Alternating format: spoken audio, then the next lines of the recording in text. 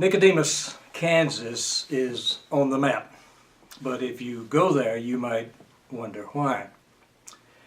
There's not much there. There's some old abandoned buildings, a couple of abandoned churches, schoolhouse. The only two buildings that show any signs of activity is a senior residence center and a national park visitor center. My wife and I, there is a website, and my wife and I had gone on it and decided that we wanted to know more about the Nicodemus story. We spent the night in Colby, Kansas, got up the next morning and got onto Highway 24 and headed east for almost 80 miles, saw the sign and took to turn off the highway, and took about 10 minutes to, not much longer than that, to ride through and take a few pictures. And just about on our way out of town when a park ranger spotted us and invited us to come by the visitor center. We had not seen that. There's no place in Nicodemus to spend the night or to get a bite to eat. There's no gas station. In fact, there's no business at all there. Well, we stopped by the visitor center, and that's when we learned more about the story of Nicodemus. In order to know a little bit about Nicodemus, which is the only remaining all African American town in Kansas, the only way to know about the story is to start back in the South in 1877, a few years after the Civil War. When the Civil War ended in the South, violence began. Now, I said that right. When the Civil War ended, the violence began.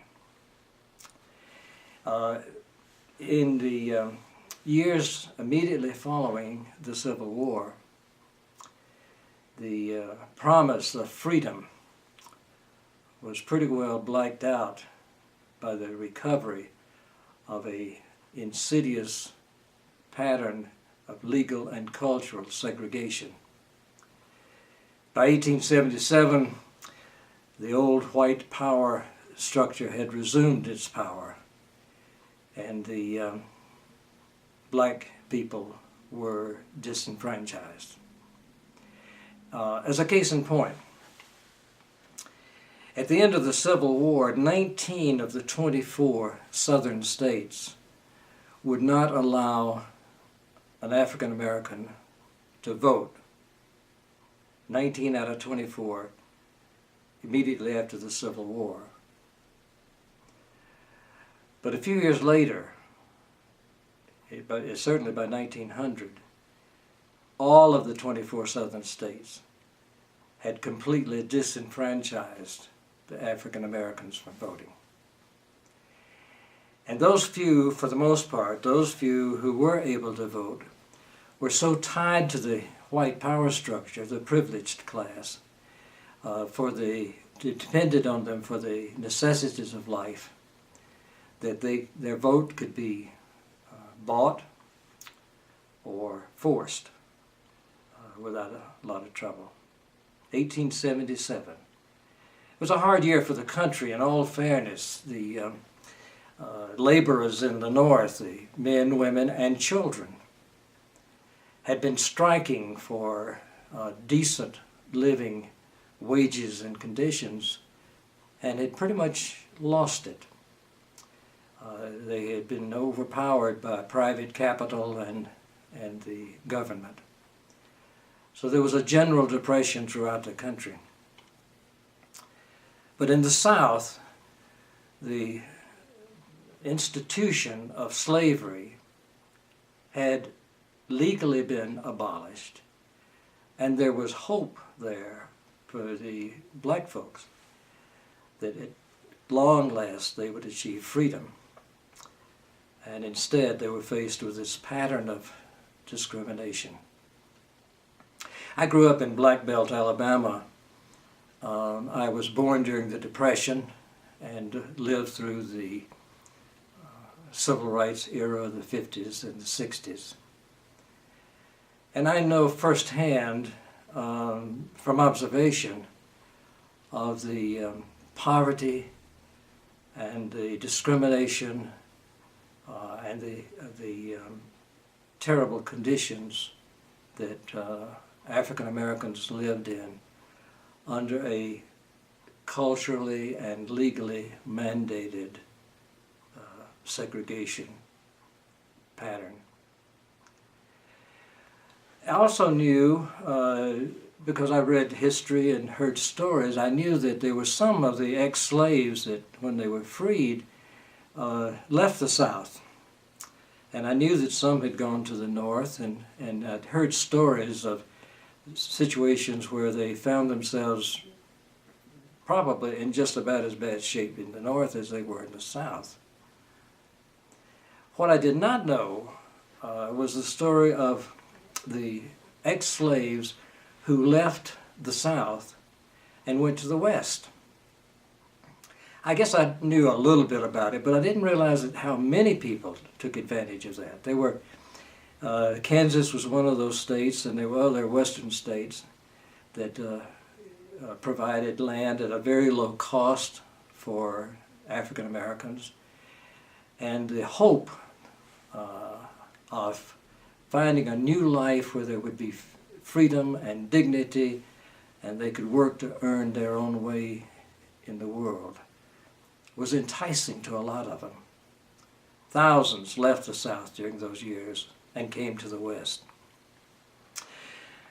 A little over 300 ex-slaves, mostly from Kentucky and Tennessee, came to Nicodemus, Kansas.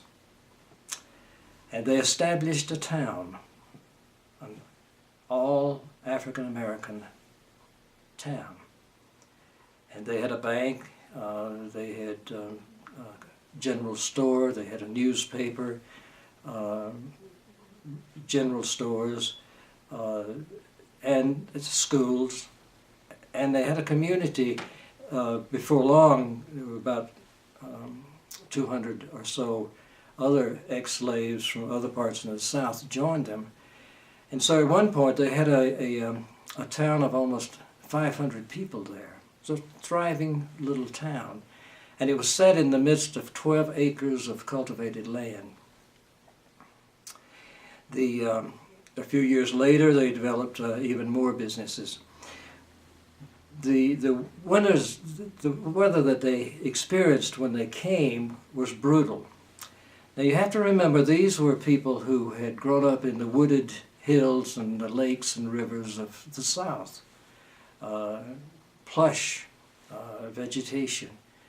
And they found themselves in a barren western Kansas. The winters were brutally cold. The summers were hot and dry. And anybody who's ever lived in or traveled through Kansas to any extent knows that there's a wind that just never stops. Their first homes were sod houses actually built into the ground. Well, they had taken a risk to come, but when some of the people saw the conditions, a few of them decided they couldn't take it, and they went home, because they had also left friends and family, people who could not or would not, for whatever reason, take a risk to come to a new land. But many of them remained, and that was the core of the existence of Nicodemus. At one point in the around 1880 or thereafter, their hope was really based on a promise that the Union Pacific Railroad had made to them to establish a railroad camp in Nicodemus. For some reason, the railroad reneged. The promise was not fulfilled, and instead the camp was built at a nearby town. And that's when the decline of Nicodemus set in. Then along came the Great Depression and the Dust Bowl. Young people started leaving Nicodemus because there was nothing there for them. And Nicodemus gradually declined and probably would have gone out of existence if it had not been made into a national park and protected. 19 people. That's the population of Nicodemus, Kansas. At least, unless somebody hasn't died since we were there a few weeks ago. We took, on our ride, we had taken a tour around some of the old buildings, and when the ranger spotted us, we went by the station, and as I say, and we met the 2 park rangers and another resident who had just dropped by to say hello. And that's when we heard the story of Nicodemus. Population 19, year-round, except the last weekend in July. And that's when there's homecoming. And that's when people from all over the country who either grew up in Nicodemus or whose parents or grandparents were from there. And they come together. Last year, 2011, there was almost 1,000 people who came back for a weekend. They had parades, jazz performances, speakers. One of the speakers talked about, was an Osage Indian, and talked about the relationship of the Osage Indians to the first black settlers there, which is a story all its own. There was one person from the Martin Luther King Jr. Center who was there and spoke about the relationship of the spirit of Dr. Martin Luther King and to not only the people who had survived Nicodemus, but people of all races. They had a pancake feed, a watermelon, a pancake breakfast, a watermelon feed, games for the kids, and most important, I've been told, and I understand, was the sharing of memories and stories, and the determination to keep the spirit, even though the businesses have gone, to keep the spirit of Nicodemus alive. It's a great story. Now, all storytellers have a reason to tell their stories. And I think the reason that I wanted to tell this story was because it's a story of people taking a risk of throwing off an oppressive slavery and reaching out on their own at the risk of all kinds of things to carve out a new life for themselves, of freedom, and a place where they can achieve and preserve their dignity of hard work. There's a mean spirit in the country that I love today. Greed and prejudice and exploitation wear different clothes in 2012 than in 1877. But still there, still as pernicious, still as present. I also believe that there's a spirit of love and justice. I think there's a resonance among most people, an appreciation for people who are willing to work and earn and demand their dignity and their freedom. And so I think the story of Nicodemus is one that needs to be shared with all of us. I'm a white man, a son of the South, as I said, grew up during the Great Depression and the Civil Rights era. I lived in the midst of a turbulent time, but I have never, and I would never, pretend that I feel personally the humiliation and the defeat of slavery and its subsequent segregation. But I do understand that. Nor have I ever been in a position where I have been called to take a risk, such as those people who left Kentucky and Tennessee and deeper south, to take the risk to leave everything behind, friends and family, and come to an unforgiving land in order to have my freedom. I understand that intellectually, but I've never felt that.